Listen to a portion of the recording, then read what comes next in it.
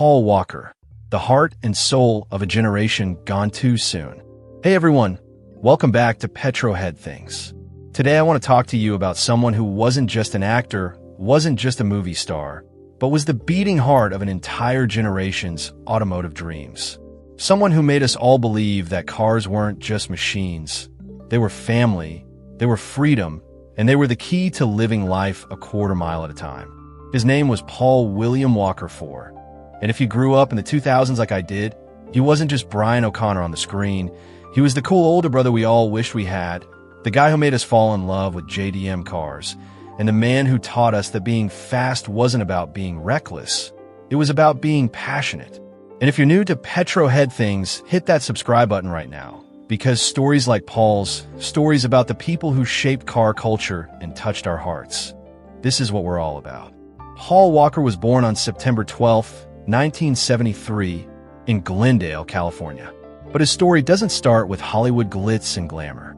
It starts with a 2-year-old kid who began modeling and appearing in commercials, working his way up through guest roles on television series. Even as a child, Paul had something special, that California surfer boy charm mixed with genuine warmth that would eventually capture the hearts of millions. Growing up, Paul wasn't just another pretty face in Hollywood. He was a real gearhead, a genuine car enthusiast who could talk your ear off about engine specs and racing techniques. He grew up with his brothers Caleb and Cody, and sisters Ashley and Amy, in a family that valued hard work and authenticity. His grandfather was a Pearl Harbor survivor and Navy boxing champion. That fighting spirit, that never-give-up attitude, it ran in Paul's blood. But here's what made Paul different from every other young actor in Hollywood at the time.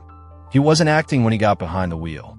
The passion you saw in his eyes when Brian O'Connor looked at a Skyline or fired up that orange Supra, that was pure Paul Walker. That was real. In 2001, everything changed. Paul landed his breakthrough role starring opposite Vin Diesel in The Fast and the Furious. But this wasn't just another action movie for Paul. This was his chance to share his real passion with the world. While other actors were pretending to care about cars, Paul was out there learning to actually drive them, understanding them, respecting them. That first movie didn't just launch a franchise, it launched a cultural phenomenon. And Paul Walker was at the center of it all. His portrayal of Brian O'Connor wasn't just acting, it was Paul sharing a piece of his soul with all of us. Every time he talked about the 10-second car, every time he looked at a machine with that mixture of respect and excitement, that was the real Paul Walker speaking to us. For those of us who were teenagers and young adults in the early 2000s, Paul Walker wasn't just an actor. He was our automotive awakening. He made us dream about Skylines and Supras, about drag races and street culture, about finding your family in the most unlikely places. He showed us that being into cars wasn't just about speed. It was about community, loyalty, and living your life with purpose. I remember watching that first movie and thinking, this guy gets it. He understood what it meant to be passionate about cars, what it felt like to hear an engine roar to life, what it was like to find your tribe among people who shared your automotive obsession. Paul Walker made car culture cool, but more than that, he made it meaningful. Through 6 Fast and Furious movies, Paul brought Brian O'Connor to life in a way that felt real, authentic, and genuine. While the movies got bigger and more action-packed, Paul always kept Brian grounded in that original spirit. The guy who fell in love with the culture, who found his family on the streets, who understood that cars were about more than just getting from point A to point B. But Paul Walker was so much more than just Brian O'Connor. Away from the cameras, he was a philanthropist who founded Reach Out Worldwide, a disaster relief organization that provided aid to victims of natural disasters. He didn't do it for publicity or recognition. He did it because that's who Paul Walker was. He was someone who cared, someone who wanted to make the world a better place. He was a marine biology enthusiast, a lover of the ocean, a dedicated father to his daughter Meadow. Paul Walker lived his life with the same authenticity he brought to his roles, genuine, passionate, and always looking out for others. And then came November 30th, 2013, a date that's burned into the memory of everyone who loved Paul Walker and everything he represented. Paul was attending a charity event for Reach Out Worldwide when tragedy struck. He was just 40 years old when he died in a single-vehicle collision as a passenger in a car driven by his friend Roger Rodas. The cruel irony wasn't lost on any of us. The man who had made cars and speed so beautiful, so meaningful, was taken from us in a car accident. I remember exactly where I was when I heard the news. I remember the disbelief, the heartbreak, the feeling that we had lost not just an actor, but a friend. Because that's what Paul Walker was to all of us. He felt like a friend. Someone who shared our passions, understood our dreams, and made us feel like we weren't alone in our love for automotive culture. The outpouring of grief from fans around the world wasn't just about losing a movie star. It was about losing someone who had genuinely touched our lives. Paul Walker had inspired a generation to pursue their automotive dreams, to value loyalty and family, to live life with passion and authenticity. At the time of his death, Paul hadn't finished filming Furious 7, but his brothers Caleb and Cody stepped in to help complete his final scenes. The movie became both a celebration of Paul's life and a heartbreaking goodbye. When See You Again by Wiz Khalifa played over those final scenes, there wasn't a dry eye in theaters around the world. That final scene, watching Brian O'Connor drive off into the sunset, knowing we'd never see Paul Walker grace our screens again. It was more than just the end of a character's story. It was the end of an era. It was saying goodbye to the person who had made so many of us fall in love with car culture in the first place. But Paul Walker's legacy didn't die with him. Every time someone falls in love with a JDM car, every time someone talks about the importance of family and loyalty, every time someone chooses to live their life with passion and authenticity, Paul's influence lives on.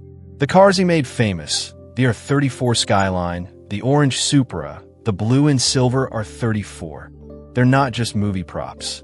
They're symbols of a time when one man's genuine passion inspired millions of people to dream bigger, to care more, to find their family in unexpected places. Today, more than a decade after we lost him, Paul Walker's impact on car culture is undeniable. He helped introduce an entire generation to Japanese car culture, to the art of tuning, to the idea that respect is earned, not given. He showed us that being fast wasn't about being first. It was about being true to yourself and the people you care about. His daughter Meadow has continued his philanthropic work through the Paul Walker Foundation, keeping his spirit of giving and caring alive. The Fast and Furious franchise continues, but everyone involved knows that Paul Walker was its heart and soul. They're not just making movies, they're continuing his legacy. Paul Walker taught us that life is about more than just the destination. It's about the journey, the people you meet along the way, and the passion that drives you forward. He showed us that car culture isn't just about machines. It's about the community, the friendships, the family you choose. For those of us who grew up watching Paul Walker, he represents a time of innocence in our lives when everything felt possible and our dreams were as big as our imaginations. He made us believe that with the right car, the right friends, and the right attitude, we could take on the world. So the next time you see a Skyline on the street, the next time you hear the sound of a tuned engine, the next time you're surrounded by people who share your automotive passion, remember Paul Walker. Remember the man who made it all feel possible, who showed us that cars aren't just about speed, they're about soul. Paul Walker didn't just act in car movies. He lived the car life. He respected the culture, understood the community, and shared his genuine passion with all of us. He made us better car enthusiasts, better friends, and better people. We miss you, Paul. We miss your smile, your passion, your authenticity. We miss the way you made us all feel like we were part of something bigger, something meaningful, something family. Rest in peace, Paul Walker. Thank you for showing us what it means to live life a quarter mile at a time. And thank you for reminding us that the most important thing isn't how fast you go, it's who you choose to go fast with. If this video brought back memories of how Paul Walker influenced your love of cars, hit that like button. If you want to keep his memory alive and continue celebrating the people who shaped car culture, subscribe to Petro Head Things. And in the comments below, tell us about your favorite Paul Walker moment, your favorite Brian O'Connor scene, or how he influenced your automotive journey. Until next time, drive safe, live fast, and remember, family is everything.